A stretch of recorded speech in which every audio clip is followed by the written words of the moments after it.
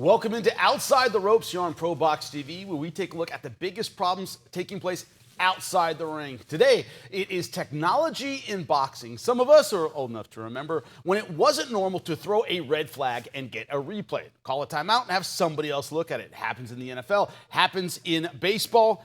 Is it happening in boxing? It can, but it's not used with regularity. We'll discuss all the ways that maybe we can take the human element out of something where we see a lot of human error. To help me with that, some great human champions next to me: Paulie Malignaggi, Chris Algieri, Showtime Sean Porter, joining us via Zoom. Gentlemen, Paulie, when you look at it, replay can be used. We saw it, Bernard Hopkins, Chad Dawson, that first fight. They looked at it again. Is it used well enough? Could we use it better? Could it make things better in the sport? Or do you side with the purists that it could take something away? I mean, listen, in any sport, they also have this in the NHL, in professional soccer now as well. They call it VAR. I think there's a potential for the benefit, but you still need to leave some of the interpretation to the pros, because you can look at a replay and say, oh, we got the wrong call. Well, what's the right call? What's the right way to make it? It can't. My issue with replay sometimes is it's too black or white. There's still a gray area that is still left up to interpretation, even with a better view of things through the replay. So I think you still need to leave some of the decision making up to the referees, but help them out, or to the officials, but help them out through those replays, because there's different situations for different circumstances, and the interpretation can be different depending on the situation. Chris, let's do a history lesson. If you go back to Holyfield-Bowe, right, the Fan Man fight, that break changed that fight. If that round, I think if the one judge who had scored it for Evander Holyfield had scored it for Bowe keeps the title on a draw, maybe we don't get a trilogy. That idea that a break in boxing, even to check a replay or to do some double checking, you've been in there yourself. A 10, 15-second break when you're getting shellacked and you get that breath can bring you back into a fight. Is that why it's maybe more crucial when we look at stopping or replays in boxing or combat sports? Well, perfect segue for what I was going to say, Jimmy. So I try to help you.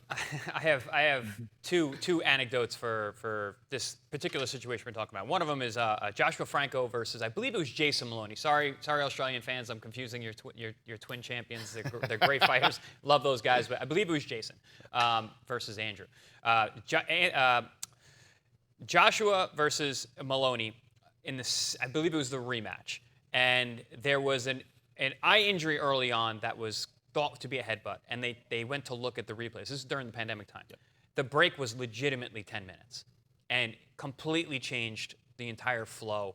They eventually made it a no contest. Jason flipped his boat, which he would have won the fight on TKO and would have been a world champion that night. In that case, it was used in ill manner, and I don't think it was on purpose, but it was just there was so much confusion. It was not done the right way.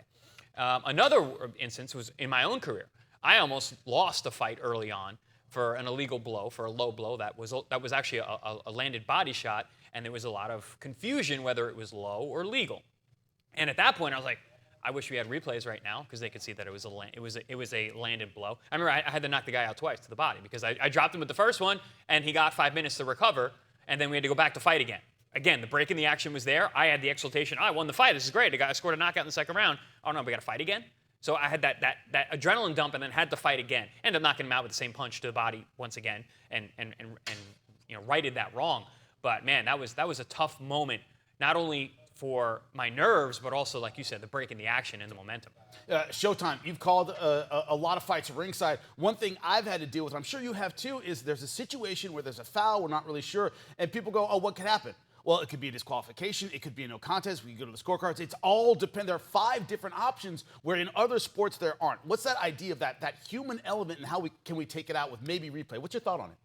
I don't even know why we're waiting. What are we waiting on? Every other sport has initiated this into the game just to help. Well, Sean, we're waiting because some of the officials, even with the replay, get it wrong. I can remember an old fight. You might remember this fighter. He was in the amateurs with me. And this fight, he already had been upset by Darnell Boone. I'll tell you the fighter in a second. You'll remember him. He had already been upset by Darnell Boone early in his career, so he couldn't afford another upset loss on his way up. And he fought a guy in Maryland who was from Maryland, and there was a cut. And I think it was from a headbutt. They got the wrong call. And they ended up calling it from a punch. Even with the replay, they got it wrong, and he ended up losing on a TKO in a fight that he was winning. And this was Anthony Thompson. You remember Anthony Thompson, Sean? Yep. Absolutely. So Anthony Thompson was an unbelievable amateur when I was in the amateurs. And Yep. he got upset by Darnell Boone, who upset a lot of guys back then. Sorry, you know. And so it was just he was just a spoiler, and he could punch. Not and a fluke. He's just a spoiler. Yeah. And then he ends up losing this fight to this Maryland guy, which causes him to be released by Top Rank, you know. And then you never heard of Anthony Thompson again. He was one of the best fighters of my generation. And again, they had the replay in Maryland and blew the call anyway. So you have to leave the interpretation to the referees, to the officials, but you still need some kind of competence. Like that particular situation, Anthony was fighting a guy from Maryland in Maryland. Bro, you can have all the replays you want. They obviously screwed him anyway. They meant to and they did it, you know? But the clear disconnect here is nobody's trained to do. You don't got to be trained to not be corrupt, Sean. You got to have ethics. No. But what I mean from a standpoint of the timing of how long is it going to take to view this replay? Who is in the space to be the one to determine what's going on and what's the action that needs to be taken? We see it in the NFL. We see it in the NBA. They have a specific referee that will go underneath the booth. One guy who's trained to do that, and he gets it. They get it right. I don't know percentage, but it don't take that long. And I feel like there's a reason boxing's dragging their feet. I'll say that. Chris, another point that we talk about all the time is what state are we in?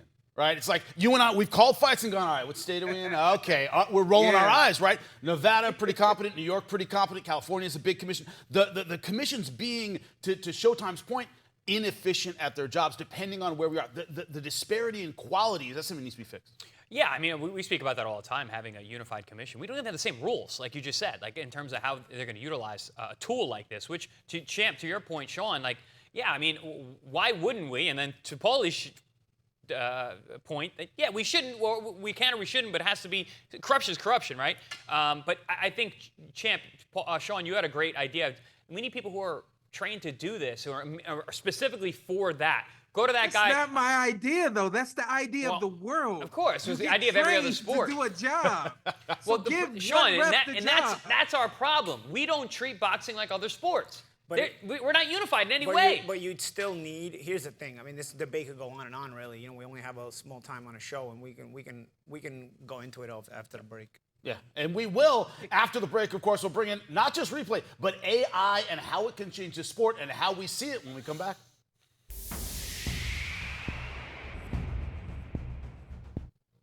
Welcome back into Outside the Ropes on ProBox TV. We are discussing technology in boxing, how it might change the future of boxing, how we see it, and how we judge it. Well, it turns out the future might not be that distant. We're bringing a guest. He is the CTO and co-founder of Combat IQ, Chris Zhang. Thank you so much for joining us. My question to you, what does your technology do? It isn't something new. It's using AI to look at impact, to look at the fight. What does it do? How does it do it?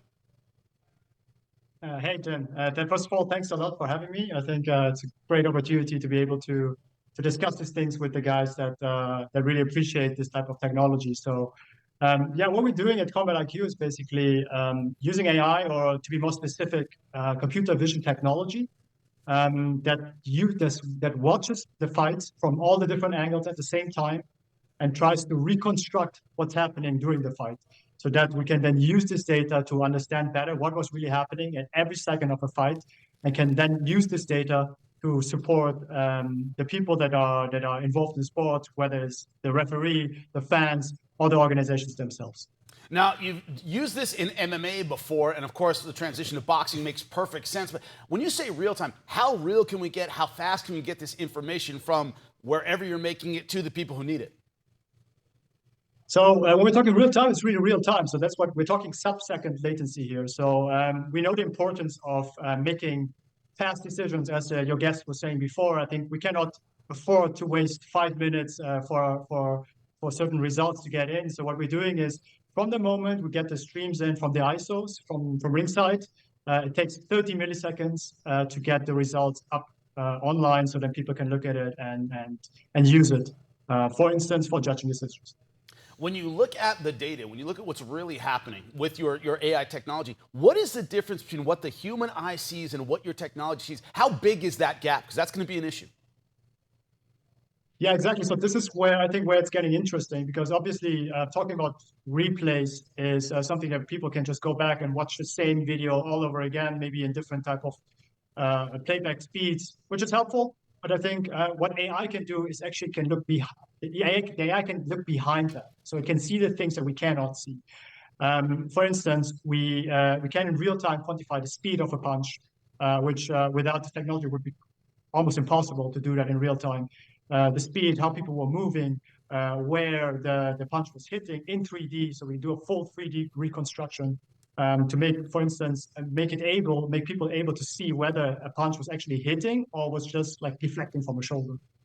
These kind of things that just from a single angle is difficult to see, but the AI can make this visible. Hey, Chris. Chris Algieri here. Welcome to the show. Very, very interesting stuff.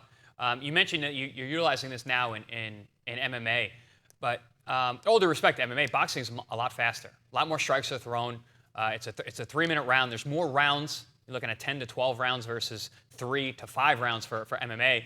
Granted, it's 5-minute rounds for MMA, but boxing is very, very fast sport. How have your tests gone with utilizing this technology for boxing? Absolutely, yeah, great question, and I totally agree. Like boxing punches are much faster than MMA, and so we started working with a boxing promotion since the end of last year, and so what we came up with is we had to adjust our technology a little bit towards more high-speed cameras, so we can actually capture in a higher frame rate, and then in the end, then the analysis is the same because then we can capture in a higher frame rate. The results are we can get the same type of results that we can also get from MMA where things are a little bit slower. Chris, you mentioned how all those different cameras are going to allow you to, from one angle or another, to see if the punch is landing clean or it's not landing. But how do you get the technology to understand how cleanly the punch is landing even when it lands? So there's punches that land, but guys are rolling with them. Guys are partially blocking them and partially they're landing. As a matter of fact, most of the blows in boxing are kind of like that, where not too many clean blows land. As a matter of fact, when somebody lands a clean blow, typically that's when guys get hurt. And so, a lot of times you go entire, various rounds without guys getting hurt because the punches are landing, but they're landing partially. They're partially blocked, partially landing, or they're landing, but the guys are kind of riding with them. So we call it rubbernecking. There's a lot of variables in the way the shots land or don't land. That's landing or not landing is sort of like a Rocky movie to me, right? Where Rocky was either making you miss against Drago or he's taking a huge super flush a shot. Huge blow that you would knock any other man out. Yeah. So in real life there's a lot of other variables in there. It's not just what landed and what didn't land. It's the percentage of landed, partially blocked, partially landing. It can land cleanly, but is the guy riding with the shot so that it's not taking off the effect of the full blow? How do we understand all this? Yeah, right. So as I said before, I think one core piece of this whole puzzle is to go from the 2D plane, which is basically just the image, towards a 3D reconstruction. So this is what we're doing. We're rebuilding the whole scene in 3D so that you can really understand every single detail of a movement that's been done. And then that's first of all the movement, and we then combine all these different data points. So we not only looking at the where it landed, but how fast it landed, from which posture it landed, how the defender was holding up their hands. So all these little pieces of information, putting them all together. So this is what we're working towards, and giving a more holistic approach towards quantifying the strikes. Well, what we will do when we come back is discuss not just AI and how it can influence our information, but how it could influence judging and the problems we have had so far. And there have been a lot of them. We'll dive right in when we come back.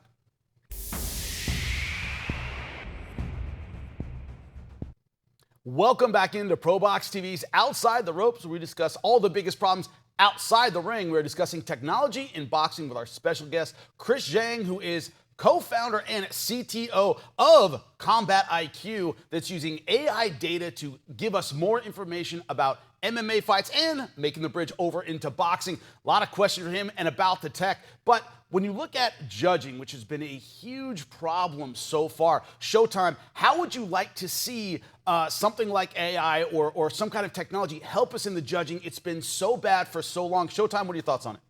I'm good with it. I think that You know, what I've seen in the past, especially the fight that I had with Errol Spence Jr., I sat back and I watched that fight and didn't notice that my points were being counted, or my punches were being counted through the copy box or whatever was being used at that point in time. And I just felt like, yeah, this isn't sufficient enough.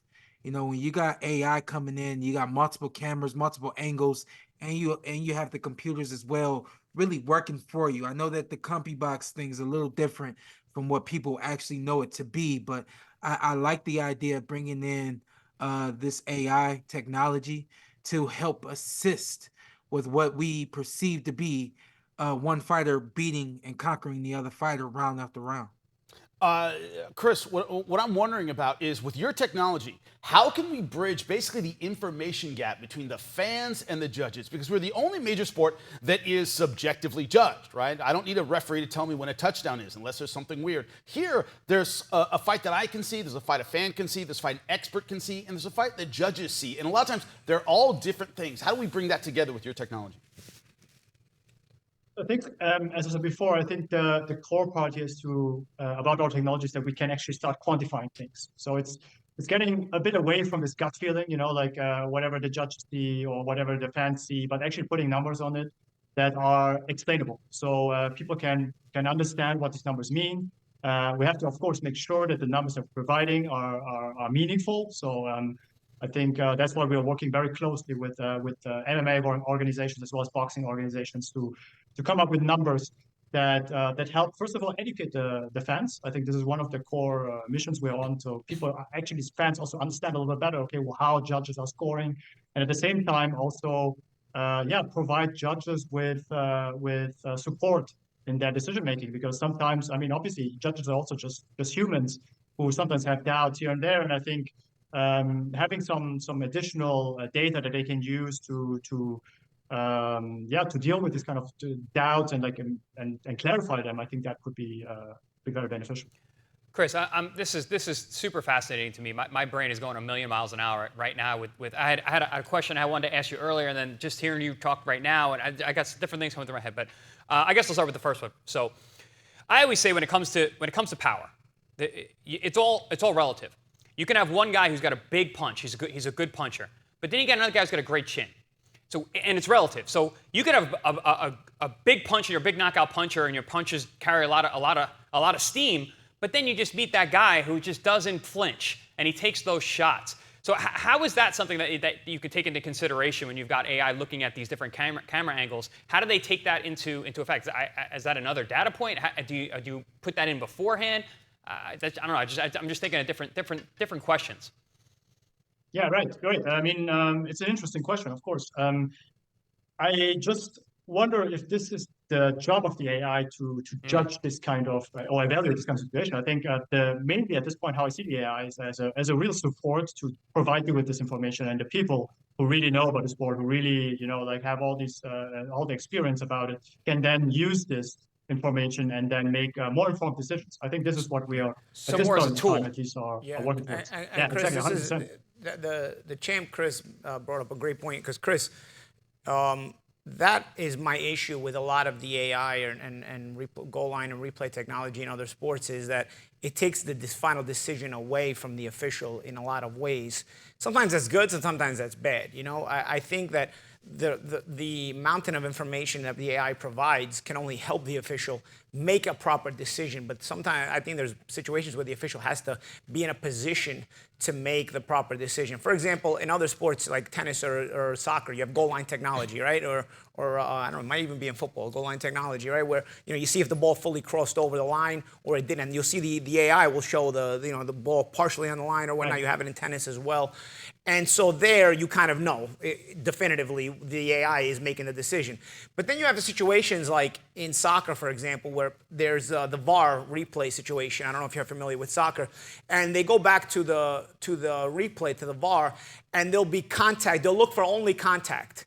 And the referee will decide oh, there was contact, it's a penalty kick, or there's no contact, there's no penalty kick. When in reality, the referee should be put in a better position to decide if that contact was enough to cause a fall or to cause a major foul, or if that was just contact that is allowed in soccer. Because for me, they've turned soccer into basketball, where now any contact is a foul, and that wasn't soccer to me. That wasn't, or for my British friends, football, you know? So I think in that particular situation, if you don't leave certain decisions to the officials, you actually ruin the sport with the technology. So I think when it comes to the technology you're talking about, I thought that was a brilliant answer, because it's not the AI's job to provide the judging. It's the AI's job to provide the information so that the judges can better adequately decide that. So the judges would have to decide, okay, if this guy's got a great chin, this guy's got a big punch, you know, what is impacting? Well, there's other criteria besides landed punches, right? It's not a game of tag. And so boxing judging still has to be a skill that I don't think can be forsaken just for the sake of an AI situation. So I think AI is totally good for the helping. And I love the way you answered Chris's question. So ultimately, it's an objective measuring tool to help the subjective decision of the official. Yeah, that's boxing. Yeah, 100%. Yeah. Well, and then just to follow up, I mean, I'm Europe born and I grew up. And so you understand Europe, my frustration with VAR. I think VAR has so much potential, but it's made the referees dumber. You know, like now they're just looking. If a shoestring touches a shoestring, they call a penalty kick on the bye. It's instead of looking and being able to realize, because the VAR actually lets you realize what's a dive and what's not a dive. Even if there's contact, you can tell that guy shouldn't have gone down. Instead of booking the guy for a dive, they're giving a penalty kick just because a shoestring touched the other shoestring. It's absolutely ridiculous. So you need to leave the officials. The AI is supposed to help the officials, but the rule set has to be in place for the officials to be able to be helped in making these decisions. And I think the important part here is that, I mean, basically the way the VAR is used is being decided by the federations, by organizations themselves. So I think that's why we're working very closely with the organizations to find the really best use case and develop it together with them. Because obviously, like, there are so much things we learn from the organization we work with, and they learn from us. So that we can find the best use case for this technology, because obviously at this point in time, we may not even know like what's the exact best use case for this. So we gotta get started with it so that we can understand and develop it together. Well, Chris, if you're paying for any kind of help, these guys could help you out a lot. Just you can contact them. We can figure it out. Anyway, we've got some experts next to us. Anyway, thank you so much for your time, my man. Appreciate your help, and we will definitely be keeping an eye on your technology in the future. Chris Shang, thank you so much for your time. We're going to take a quick break. When we come back, we'll discuss our final thoughts on how we can improve judging and the human element involved when we come back.